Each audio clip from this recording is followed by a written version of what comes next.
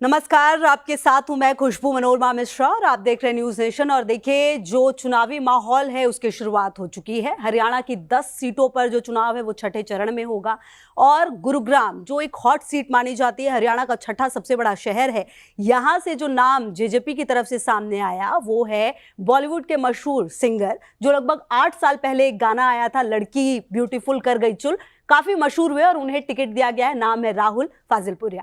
बहुत बहुत स्वागत राहुल जी आपका, और सबसे पहले तो बहुत बहुत बधाई आपको टिकट के लिए। बहुत बहुत धन्यवाद जी। नमस्कार। नमस्कार राहुल जी, तो ये बताइए कैसा महसूस कर रहे हैं टिकट पाकर, और सबसे बड़ी बात ये कि जिम्मेदारी कैसी महसूस हो रही है? मैं सबसे पहले तो पार्टी का, भाई दुष्यंत सिंह चौटाला जी का, भाई दिग्विजय सिंह का और अजय सिंह जी का बहुत बहुत धन्यवाद करूंगा कि मेरे को इस योग्य समझा और मेरे को ये टिकट दी। और मैं अपने टिकट अपने युवा साथियों को समर्पित करता हूँ कि ये टिकट राहुल फाजिलपुरिया की नहीं है, ये टिकट उनकी है, ये उनके फ्यूचर की है। जी राहुल जी, जो पूरा आपका बचपन रहा है, मैं पढ़ रही थी पूरा आपके बारे में, वो काफी दिलचस्प रहा है क्योंकि आपको एक जिम्मेदारी महसूस हुई और आपने ये ठान लिया कि गांव का नाम मशहूर करना है, तो आप निकल पड़े। वो जर्नी कैसी थी, वो बताइए दर्शकों को हमारे। बचपन से मैडम हमारा बड़ा संघर्षशील रहा है, सफर जो रहा है। हमारे कोई फैमिली में भी किसी ने आज तक माइक नहीं पकड़ा है और बचपन से था कि कुछ अच्छा करना है, गांव का नाम करना है, हरियाणा का नाम करना है। तो वो सोचते हुए, दिमाग में लेते हुए मैंने इंडस्ट्री चूज करी, इस इंडस्ट्री में काम किया। पिछले 12-13 साल से काम कर रहे हैं और हरियाणा से हॉलीवुड तक ले जाने का काम किया। तो इसी के बीच में जो मेरे को चीज़ें महसूस हुई, जो कमियां मेरे को महसूस हुई कि ये चीज़ें अगर हमारे यूथ को मिलती तो शायद मेरे को 12 साल ना लग के 5 साल में काम कर पाते। तो उन्हीं चीज़ों के ऊपर वही मेरे मुद्दे हैं, उन्हीं पे हम काम करेंगे। वही लेके मैंने राजनीति की सोच रखी है, इसलिए मैं राजनीति में आया हूँ। जी राहुल जी, देखिए, जो बचपन रहा था वो आपका काफी चुनौतीपूर्ण रहा था। गुरुग्राम को आप देखते हैं, किस तरीके से बदलते हुए आपने गुरुग्राम को देखा है? और क्योंकि अब आपको टिकट यहाँ से मिला है, सामने कद्दावर नेता हैं आपके राव इंद्रजीत सिंह, ये कितना बड़ा चुनौती रहने वाली है उनसे लड़ना, क्योंकि वो तो छठी बार सांसद बनने की तैयारी कर रहे हैं। जी बिल्कुल, आपने सही कहा कि छठी बार सांसद बनने की तैयारी कर रहे हैं। मैं एक बात बताना चाहूँगा, हमारे देश को आज़ाद हुए 75 साल हो गए हैं और आज भी गुड़गांव लोकसभा के अंदर वो मूलभूत सुविधाएं नहीं है जो एक आम आदमी के पास होनी चाहिए। ना तो हमारे पास अच्छे सरकारी अस्पताल है, ना कोई सरकारी यूनिवर्सिटी है, ना कोई अच्छे रोड हैं। अगर बारिश आ जाती है तो रोडों का आपने हाल अच्छे से देखा हो कि नाव चलानी पड़ती है, विश्व स्तर पर हमारी बेइज्जती होती है। 48 घंटे तक का जाम लगता है। कहने को मेवात एक एनसीआर का एरिया है, लेकिन आज भी सबसे पिछड़ा हुआ एरिया माना जाता है। बिल्कुल हम तैयार थे छठी बार भी सांसद बनाने के लिए, लेकिन अगर ये हमारी समस्याएं पूरी होती, अगर गुड़गांव लोकसभा को दुबई से कंपैरिजन करा जाता है तो उसके रिजल्ट में भी वो दुबई के बराबर आना चाहिए था। आज तक हमें वो कहीं पे भी रिजल्ट नहीं दिखाई दिया। अगर हम महिला सुरक्षा की बात करें तो आप अच्छे से जानते हैं कि आज के टाइम में गुड़गांव के अंदर क्या हाल है, महिला कितने सुरक्षित है। जी राहुल जी, जो गुड़गांव है, अगर आप गुरुग्राम की बात करते हैं तो लगभग 25 लाख मतदाता है यहाँ पर। तो ऐसे में जो शहरी युवा है, क्या उन्हें लुभाने की कोशिश होगी? क्योंकि जेजेपी के साथ आप जुड़े रहे हैं, किसान आंदोलन से जुड़े रहे हैं, तो कैसे लोगों तक मैसेज क्या है आपका? सबसे बड़ी बात तो ये कि आप किस मैसेज के साथ आ रहे हैं राजनीति में, सक्रिय राजनीति में? मेरा मैसेज बिल्कुल क्लियर है युवाओं को, मेरे बड़े बुजुर्गों को, मेरी माता बहनों को, कि अब इस लोकसभा को एक नया चेहरा चाहिए, एक ऐसा चेहरा चाहिए जो एनर्जी के साथ काम कर सके, सबकी समस्याएं सुन सके, सबके बीच में रह सके। मैं चाहे इंडस्ट्री में रहा हूं, लेकिन मैं पिछले 10 साल से पूरे समाज के साथ खड़ा रहा हूं, चाहे वो किसान आंदोलन हो। किसान आंदोलन के अंदर भी हमने गाने गाए हैं, हमने किसान आंदोलन में धरने पे भी बैठे हैं, हमने मुकदमे भी लगवाए हैं। अही रेजिमेंट का एक मुद्दा उठा था, अही रेजिमेंट के उस मुद्दे में भी मैं जुड़ा रहा, प्रोटेस्ट किया, हवालात में रहा, हमारे साथ बदसलूकियां हुई। उस समय भी कोई मंत्री या कोई विधायक उठ के नहीं आया कि भाई अही रेजिमेंट एक सोल्जर्स का मुद्दा है, एक आर्मी का मुद्दा है, एक सम्मान का मुद्दा है, उस पर आए, इनका साथ दे। आज तक वो आवाज नहीं उठाई गई। गुड़गांव लोकसभा के अंदर 3 बार मोदी जी आ चुके हैं, एक बार भी इसका जिक्र तक नहीं किया गया कि भाई ये अही रेजिमेंट के सम्मान की बात है, इसके बारे में विचार करा जाए। तो मैं शुरू से समाज के बीच में रहा हूं, तो समाज की आवाज को उठाने का मैंने काम किया है। मैं सीधा से एक मैसेज देना चाहूंगा कि इस लोकसभा को वो बंदा चाहिए, वो सांसद चाहिए जो आवाज उठाए, पार्लियामेंट में जाके बोले। अगर आपके एरिया में खुद प्रधानमंत्री चल के आ रहे हैं तो कम से कम 2 शब्द अपने एरिया के लिए, अपने मुद्दों के लिए तो रख पाए। जी। अच्छा राहुल जी, देखिए एक बात तो ये भी है कि जेजेपी और बीजेपी जो है वो साथ में सत्ता में थी। अभी कुछ दिन पहले जो गठबंधन है वो टूटा था। ऐसे में बीजेपी से लड़ना और या फिर जो और अन्य पार्टियां हैं वो कितनी बड़ी चुनौती रहेगी? मेरे लिए कोई भी पार्टी कंपटीशन नहीं है। मेरे लिए कंपटीशन है मुद्दे। मेरे लिए कंपटीशन है जिन मुद्दों पे काम नहीं हुआ। मेरे लिए कोई कैंडिडेट कंपटीशन नहीं है। मेरे लिए उनके मुद्दे कंपटीशन है कि जिन मुद्दों के ऊपर आसानी से काम हो सकता था, जिन मुद्दों के ऊपर बहुत ही सहजता से सारी चीज़ें सॉल्व करी जा सकती थी, आज तक उन पे काम सोचा भी नहीं गया। 10 साल पहले डिफेंस यूनिवर्सिटी का अनाउंसमेंट हुआ था, आज तक ईंट तक नहीं रखी गई है। हॉस्पिटल्स के अनाउंसमेंट होते हैं, बोर्ड लगते हैं, पार्किंग बन जाती है। तो मैं ये बताना चाहूँगा कि अनाउंसमेंट के बाद इन पे काम बड़ी आसानी से हो सकता है। तो मेरा कॉम्पिटिशन काम करने का है। जी, काम करने का कंपटीशन है। राहुल जी देखिए, आप बॉलीवुड से अब अगर सक्रिय राजनीति पॉलिटिक्स में आ रहे हैं तो ये अपने आप में एक बड़ी जर्नी आपकी होगी। ये कब आपने फैसला लिया कि आपको सक्रिय राजनीति में आना चाहिए और अब यहाँ पर काम करने की बहुत सख्त जरूरत है? ये फैसला उस दिन ले लिया था जिस दिन हमें 2 बार थाने के अंदर बैठाया गया और हमारे कोई एरिया का नेता में पूछने तक नहीं आया। जब समाज की बात थी, जब अपना किसान आंदोलन की बात थी, जब हमारे पर लाठियां चलाई गई, जब कोई लोकल नेता या कोई लोकल सांसद कहीं का भी नहीं आया, जब हमें लगा कि अगर हमें आवाज़ उठानी है तो राजनीति में आना पड़ेगा, राजनीति का सहारा लेना पड़ेगा, समस्याएं वहीं से पूरी होंगी। या हम बिना किसी पावर के बैठेंगे तो हमें लट खाने के अलावा कोई काम नहीं मिलेगा। जी बिल्कुल। और राहुल जी, सवाल एक ये भी है कि पहली लिस्ट में ही आपका नाम आया है, वो भी गुरुग्राम जैसी सीट से। एक जिम्मेदारी भी है और साथ ही साथ आप युवा हैं और जो युवाओं का रुझान है वो राजनीति में वैसे काफी कम देखा गया, लेकिन पिछले कुछ समय में जो युवा हैं वो सक्रिय राजनीति में आ रहे हैं। तो ऐसे में एक युवा होने के नाते किस तरीके से इस पूरे रिस्पॉन्सिबिलिटी को देख रहे हैं, और साथ ही ये भी क्योंकि जेजेपी की तरफ से नेतृत्व कर रहे हैं जिनका कि ग्रामीण क्षेत्रों में काफी पकड़ मजबूत है और शहरी क्षेत्रों में थोड़ा सा कम है, इसको कैसे देखते हैं? जी बिल्कुल, मैं तो पहले ही कह चुका हूँ कि मेरी जो टिकट है मेरे युवा साथियों को समर्पित है, क्योंकि अब युवाओं ने ही आगे का मोर्चा संभालना है। सबने ही राहुल फाजिलपुरिया बन के काम करना है।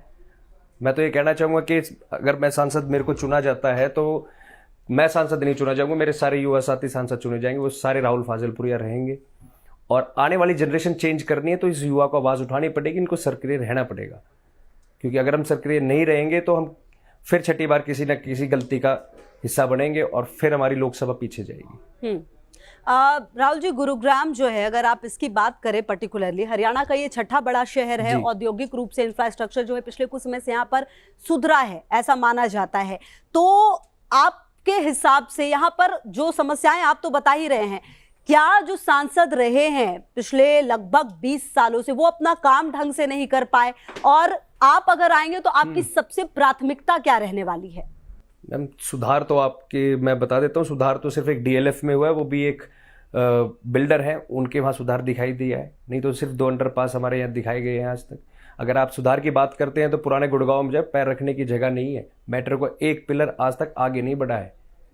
मैं कह रहा हूँ सिर्फ अनाउंसमेंट है, घोषणाएं हैं, सुधार कहीं पे भी नहीं है। पूरा जो पुराना गुड़गांव है, एक बार आप जाके पैर रख के एक बार आप सर्वे करके देखेंगे तो वहाँ पे कुछ नहीं बचा।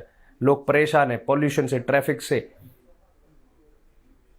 तो मेरे मुद्दे यही रहेंगे कि ये जो सुविधाएं हो सकती थी, जब घोषणा होती हैं तो इन पे काम भी किया जा सकता है।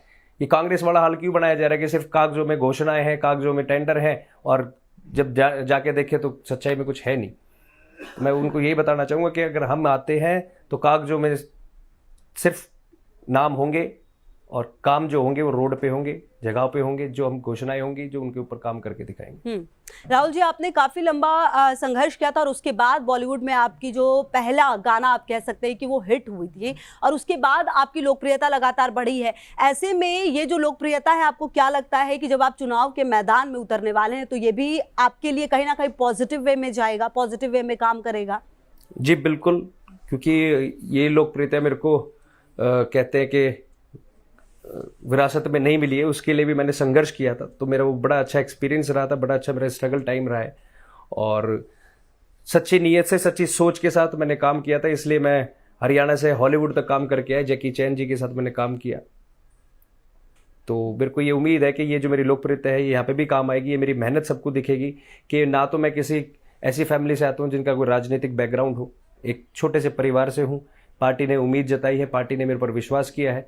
अब मेरे सारे युवा साथियों का मेरा अनुरोध रहेगा कि जो मेरे ऊपर विश्वास किया है कि आप मेरे साथ खड़े हों, राहुल फाजिलपुरिया बन के मेरे साथ काम करें और इस बार लोकसभा को चमकाने का काम करेंगे। जी अच्छा, राहुल जी, एक सवाल ये भी था कि आप कह रहे हैं कि आपका कोई बैकग्राउंड नहीं रहा है और आप पर पार्टी ने भरोसा जताया, लेकिन जिस पार्टी से आप आ रहे हैं उनका जो इतिहास रहा है वो काफ़ी दिलचस्प रहा है। ऐसे में दुष्यंत सिंह चौटाला की अगर आप बात करें, उनके नेतृत्व में जब आप चुनावी मैदान में उतर रहे हैं तो किस तरह से जो प्रतिक्रिया है वो मिल रही है, और सबसे बड़ी बात ये कि उनका किस तरीके से प्रभाव जो है वो देखा जाता है पार्टी में? जी बिल्कुल, मेरे को तो उनके विचार और उनकी सोच बहुत पसंद है। मैं इसलिए इस पार्टी से जुड़ा, उनसे जुड़ा। मैं काफ़ी समय से उनको जानता हूँ, पिछले 10 साल से। मेरे को उनका काम करने का तरीका अच्छा लगता है। वो जो घोषणा पत्र में वादे करते हैं वो पूरे करते हैं, चाहे वो 75% युवाओं का रोजगार हो, चाहे वो पेंशन को लेके हो, चाहे वो महिला के आरक्षण का हो। तो जो उन्होंने वादे किए उनको पूरा करने का काम किया है। जबकि एक उनके कुछ ही हिस्से में सरकार थी, अगर मैं कहता हूँ फुल फ्लैश होती तो फुल फ्लैश काम भी होते। तो मेरे साथ, उनके साथ जुड़ने का सिर्फ एक ही रीज़न है कि जो वो वादे करते हैं पूरे करेंगे। और अगर मैं यहाँ से सांसद बन के जाता हूँ तो मैं अपनी आवाज़ उनके तक पहुँचा सकता हूँ, उनसे हर कलम पे काम करवा सकता हूँ। जी, कुछ दिन पहले राहुल जी आपका नाम एल्विश यादव के साथ भी आया था, वो आपके मित्र रहे हैं, लेकिन जिस तरह से नाम सामने आया उसे कैसे देखते हैं? सिर्फ वो एक कंट्रोवर्सी थी मैम, और कुछ नहीं है। हमारा एक गाना था, गाने का शूट था। बॉलीवुड के तमाम गानों के अंदर, पिक्चरों के अंदर इस तरीके की चीज़ें यूज़ करी जाती हैं।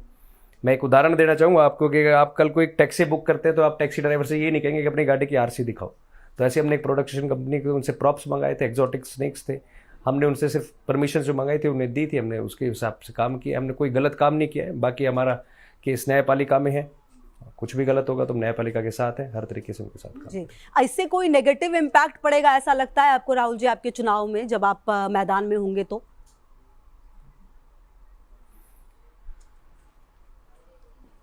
नहीं, मेरे को नहीं लगता नेगेटिव पड़ेगा, लेकिन हाँ मेरे को ऐसा महसूस होता है कि कुछ सामने वाले लोग इसका नेगेटिव बनाने की कोशिश करेंगे। लेकिन पब्लिक बहुत समझदार है, युवा बहुत समझदार है, उनको पता है, क्योंकि हमने कोई चीज़ छुपाई नहीं। हमने गाना बनाया था, हमने वो सबको दिखाया है। गाना हमने ऑलरेडी लॉन्च करा हुआ है और उसमें हमने कोई गलत नहीं किया हुआ।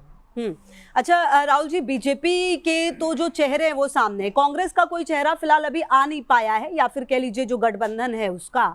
ऐसे में क्या लगता है कि ये लड़ाई कितनी बड़ी चैलेंजिंग लड़ाई होने वाली है आपके लिए? जी, मैं कह रहा हूँ मैम, मेरे लिए लड़ाई नहीं है, मेरे लिए तो सोच और विचार की लड़ाई है। अगर आप कांग्रेस की बात करें तो कांग्रेस ने भी पिछले, कांग्रेस के टर्म में भी राव इंदर जीत ही रहे थे, जब कौन सी खासा इसके अंदर तरक्की हुई थी। जब भी कोई तरक्की नहीं, सारी इन पार्टियों ने यहाँ पे सिर्फ खाने का काम किया है, काम करने का कोई भी काम नहीं किया।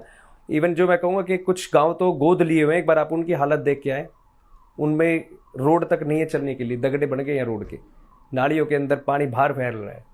तो जो गांव खुद के गोद लिए हैं उनमें काम नहीं किया गया, तो पूरी लोकसभा में कैसे काम किया जाएगा? तो उस समय कांग्रेस में भी थे, उसके बाद बीजेपी में भी आए, तो मेरे को कोई खासा सा सुधार दिखाई नहीं दिया।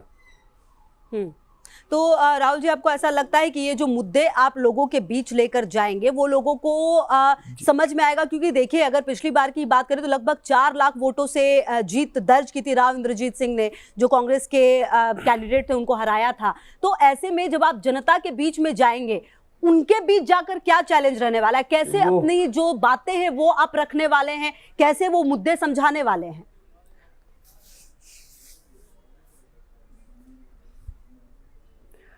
वो सिर्फ मैं कहूँगा कि पिछली बार जीत का जो रहा, कुछ तो असर मोदी जी का रहा, क्योंकि मोदी जी के कुछ काम थे। लेकिन इस बार मेरे को उसका असर दिखाई नहीं दे रहा है, क्योंकि मोदी जी की सरकार में होने के बाद भी कोई यहाँ पे सुधार नहीं आया, दोबारा चांस दिया गया। और अब की बार पब्लिक विश्वास इसलिए नहीं करेगी कि हर बार झूठे वादे नहीं करे जाते, क्योंकि 1 नहीं 2 नहीं 2005 से सांसद बने आ रहे हैं।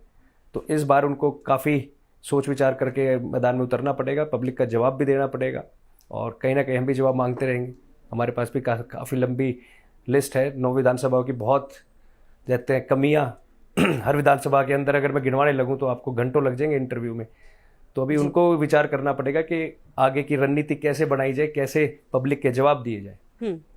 अच्छा राहुल जी, मेरा एक सवाल ये भी था कि अब आपने जिक्र किया है नरेंद्र मोदी का, अगर उनकी आप बात करें तो उनकी लोकप्रियता पिछले कुछ समय में बढ़ी है, जो उनकी नीतियां हैं वो कई हद तक लोगों को समझ में आई। ऐसे में क्योंकि जब आप बीजेपी की बात करते हैं तो हर जगह तो चेहरा वही होते हैं, तो वो तो अपने आप में एक बड़ा फैक्टर फिर होने वाला है। मैं वही कहूँगा कि हर बार चेहरा नहीं चलता। पिछली बार चेहरा चला था, मोदी जी पे विश्वास किया था कि मोदी जी ने जो सांसद चुने हैं वो काम करेंगे, लेकिन ऐसा नहीं हुआ। अब की बार काफ़ी जगह आपने देखने को मिलेगा कि ये चेहरा हर जगह काम नहीं करेगा। हमारे मोदी जी आदरणीय हैं, उन्होंने देश के लिए बहुत अच्छे काम करे हैं, बहुत अच्छे काम कर भी रहे हैं, लेकिन उनके सांसद थोड़े से होमवर्क कम कर रहे हैं। तो मेरे को लगता है अब की बार उनके सांसद बदले जाएंगे, और जब मोदी जी को पता लगेगा कि हाँ नीचे वाली टीम पे भी थोड़ा सा असर डालना पड़ेगा, क्योंकि वो मेहनत ज़्यादा करते हैं, उनके सांसद थोड़ा कम करते हैं। ठीक है। अच्छा राहुल जी, अब क्योंकि समय की कमी है, आपके पास बहुत सारे काम होंगे आपको भी, बस जाते जाते कुछ अगर आप हमारे दर्शकों के लिए गुनगुना दें और जो मैसेज है वो अपना दे दें। मैं तो एक ही बात कहना चाहूँगा, मैंने एक सर्जिकल स्ट्राइक पे एक गाना बनाया था जी, तो उस पर मैं 2 लाइनें मैं आपको सुनाऊंगा। जीते हारे ना, जीते हमेशा ये हारे कभी ना, घुस के वो मारे जो है भारतीय सेना। तो हम भारतीय सेना की तरह हमारे घर के जवान रहे, हमारे दादाजी, हमारे ताऊ जी, तो हमने उनसे यही सीखा है कि हम हार के भी जीतना जानते हैं। जी, ठीक है। और सर जाते जाते क्या मैसेज है आपका, आपके लोगों के लिए, गुरुग्राम के लोगों के लिए, जब आप वहां पहुंचेंगे तो मैसेज क्या है? जाते जाते वो मैसेज देते जाइए।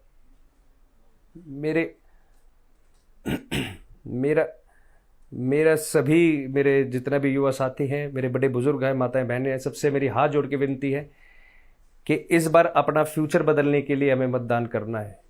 इस बार हमें ये नहीं कि हमने कहीं भी जाके बटन दबाना, ये गलती नहीं करनी है। हमें अपने आने वाले बच्चों के लिए, उनकी जनरेशन के लिए, उनके फ्यूचर के लिए हमने मतदान करना है, और सबको राहुल फाजिलपुरिया बन के घूमना है। 9 विधानसभाएं, हर जगह मैं नहीं पहुंच पाऊंगा, आप लोगों को गली गली, घर घर पहुंचना है, मेरी ड्यूटी लगानी है, मैं हर जगह आपको मिलूंगा। और सबसे मेरी हाथ जोड़ के विनती रहेगी कि इस बार बदलाव लाना है। हर बार की तरह एक ही आदमी को नहीं चुनना है, विदाउट एनी रीज़न किसी को नहीं लाना है। रीज़न होने चाहिए, सवाल पूछने हैं अगर आपके पास कोई आ रहा है कि आपने पिछले इतने समय में किया क्या। आप केंद्रीय मंत्री रहे, आपसे छोटी छोटी आवाज़ें नहीं उठाएगी, तो अब की बार आप क्वेश्चन करेंगे, अगर आपको जवाब मिले, आप जहाँ पे ये हो कि भाई ये कैंडिडेट हमारे लिए ठीक है, आप उन्हें वोट दें। मैं ये भी नहीं कहता कि आप मेरे को वोट दो, मेरे सोच विचारों से जुड़ो, फिर मेरे को वोट दो। जी ठीक है राहुल जी, बहुत बहुत शुक्रिया और ऑल द वेरी बेस्ट आपको आपके चुनाव के लिए। तो देखिए, ये थे राहुल फाजिलपुरिया, जिन्हें की जेजेपी की तरफ से टिकट मिला है गुरुग्राम की हॉट सीट से। बहरहाल देखना दिलचस्प होगा कि 4 जून को हार मिलती है या जीत। फिलहाल काफी कॉन्फिडेंट नजर आते हुए। फिलहाल दीजिए इजाजत, देखते रहिए न्यूज़ नेशन।